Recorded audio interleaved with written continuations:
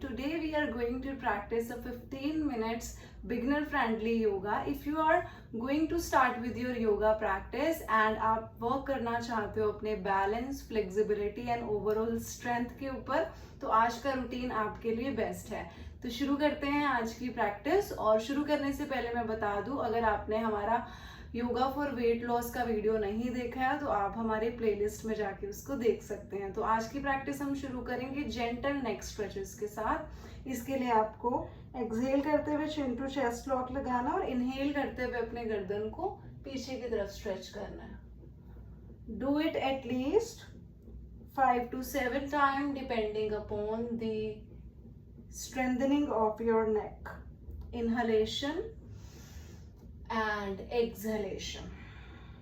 अब ऐसे ही आपने अपने नेक को साइड टू साइड बेंड करना है. Inhale centre, exhale to the side.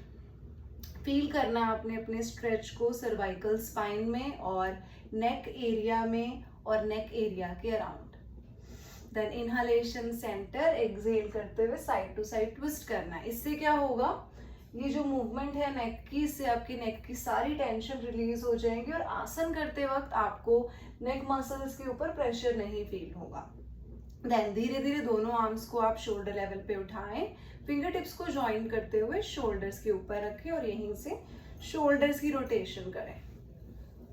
Inhale करते हुए अपने एल्बोज को सामने से ऊपर की तरफ और एक्सहेल करते हुए पीछे से आगे की तरफ अच्छे से अपने शोल्डर मसल्स को आपने स्ट्रेच करना है. शोल्डर ब्लेड्स पे अच्छे से स्ट्रेच देना और ऐसे ही आपने एंटी क्लॉकवाइज भी इसको कर लेना है.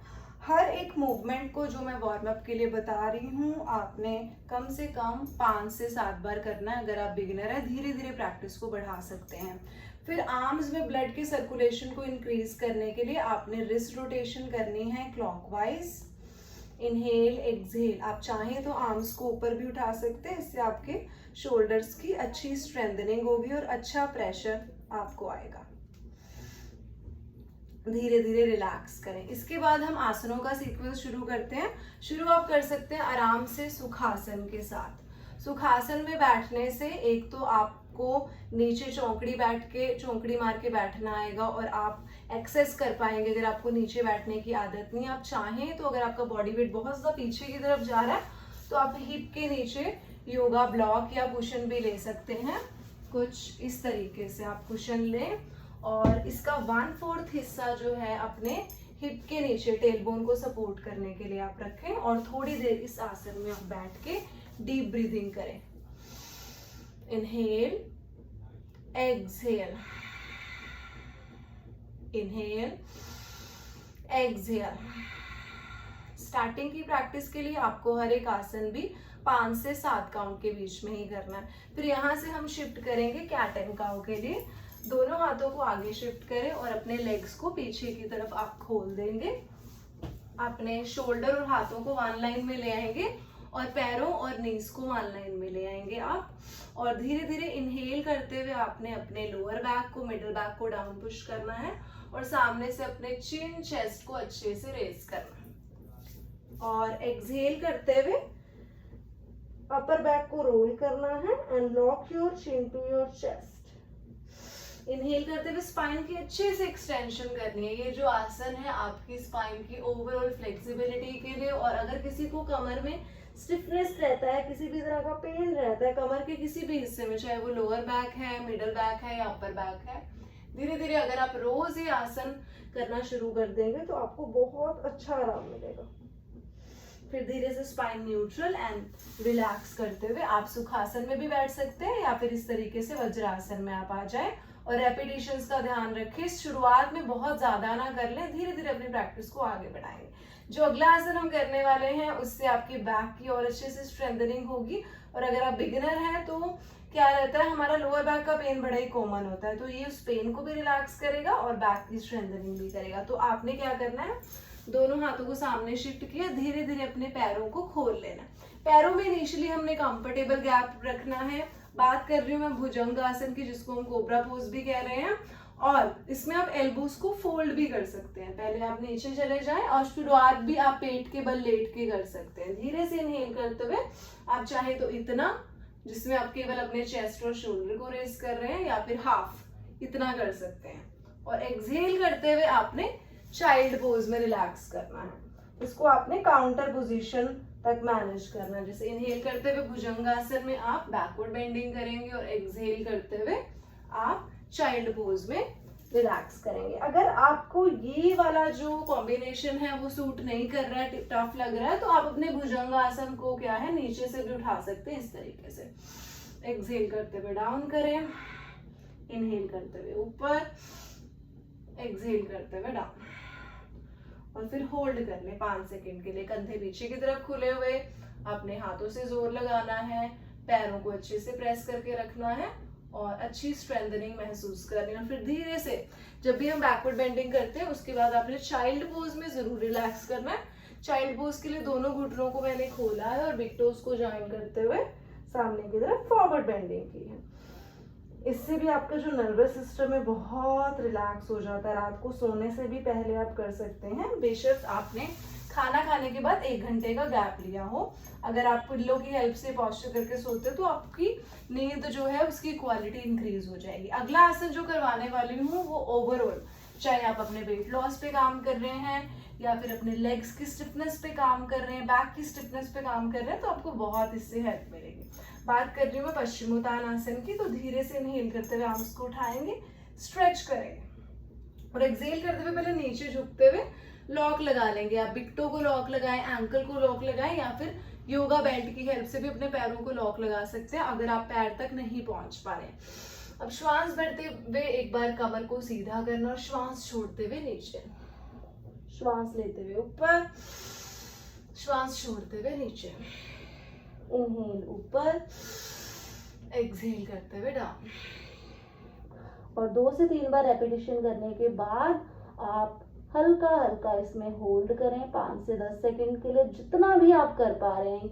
आप कोई भी पॉस्चर एज इट इज विचुअलाइज ना करें कि अगर मैं इतना झुकी हूं तो आपको भी इतना झुकना ही है। आपका पॉस्चर इस लेवल पे भी हो सकता है, ये भी आपको फायदा होगा। इससे भी आपका पेट जो है वो कॉन्ट्रैक्ट होगा, बैक की स्ट्रेचिंग इसमें भी होगी। अगर हल्के घुटने फोल्ड हो रहे हैं फिर भी कंफर्टेबल है ये पॉस्चर, आप कर सकते हैं क्योंकि फ्लेक्सिबिलिटी धीरे धीरे ही बढ़ेगी। अब ओवरऑल कोर को स्ट्रेंथन करने के लिए, शोल्डर्स को मजबूत करने के लिए, स्ट्रॉन्ग करने के लिए अगला पॉस्चर हम करेंगे प्लैंक पोज, संतुलन आसन। तो इसके लिए पहले आपने टेबल पोजीशन में आना है। टेबल पोज से आपने देखना है कि कंधे और हाथ एक लाइन में हो। फिर धीरे धीरे अपनी राइट लेग को अपने पीछे लेकर जाना, एक्सटेंड करना है, और अगर पॉसिबल है तो लेफ्ट लेग को एक्सटेंड करते हुए भी इस तरीके से प्लैंक पोजीशन में आ जाना। ध्यान रखिए इसमें बैक को ढीला ना छोड़े वरना आपको फायदे की जगह नुकसान हो सकता है। कोशिश करना अपने हिप और बैक को अच्छे से स्क्वीज करना। 10 सेकेंड्स के लिए शुरुआत में होल्ड करें। 1 2 3 4 5 6 7 8 9 10। नीज को ड्रॉप करें और अच्छे से चाइल्ड पोज में रिलैक्स करें।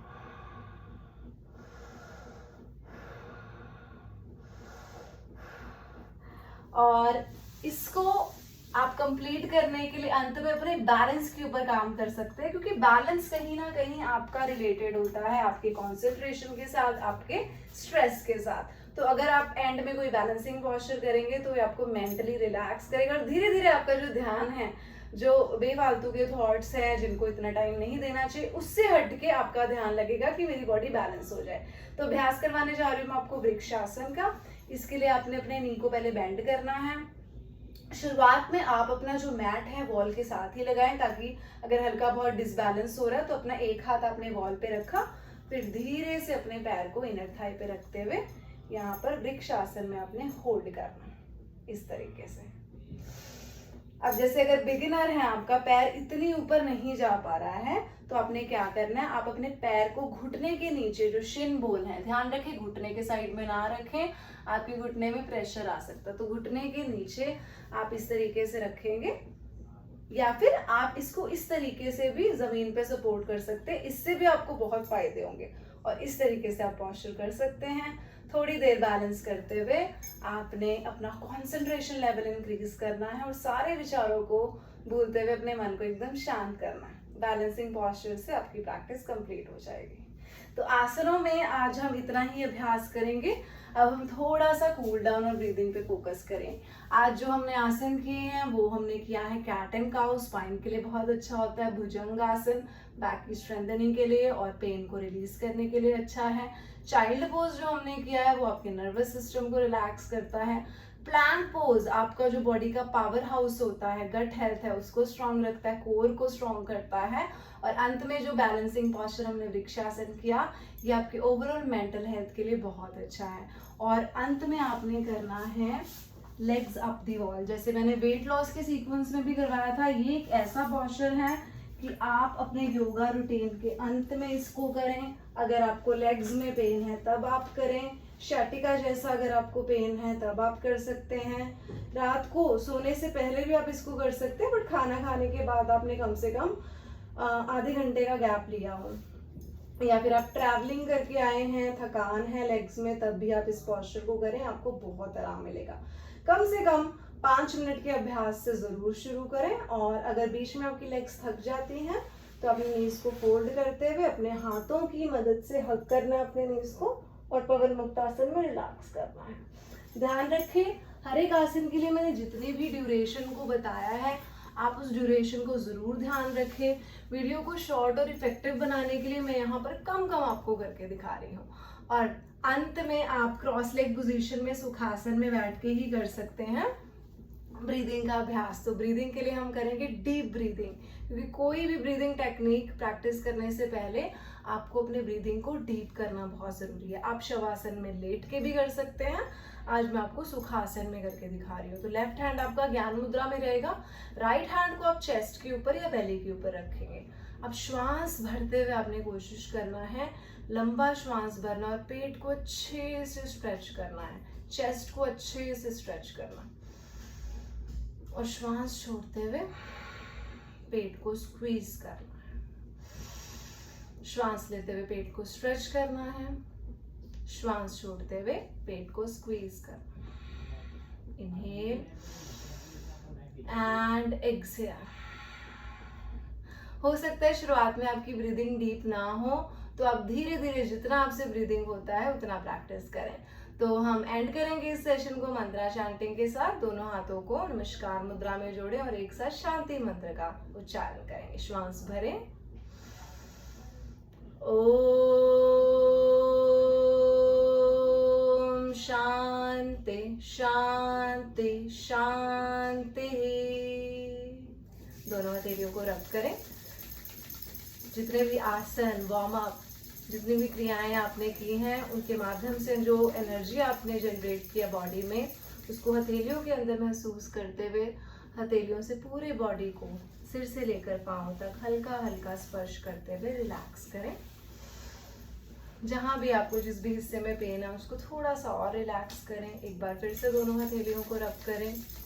इस बार हथेलियों को आंखों पर टिकाएं और आंखों के माध्यम से ऊर्जा को पूरे शरीर के भीतर तक महसूस करते हुए धीरे धीरे हथेलियों को सामने लेकर जाएं और आंखें खोलते हुए हथेलियों को देखें। So thank you so much आज का अभ्यास करने के लिए। जरूर ध्यान रखें कि हमेशा लिसन योर बॉडी। अगर आपकी बॉडी अलाउ कर रही है तभी प्रैक्टिस करें, अगर बॉडी में पेन है तो जबरदस्ती कोई भी अभ्यास ना करें। मिलते हैं नेक्स्ट वीडियो में। Thank you so much.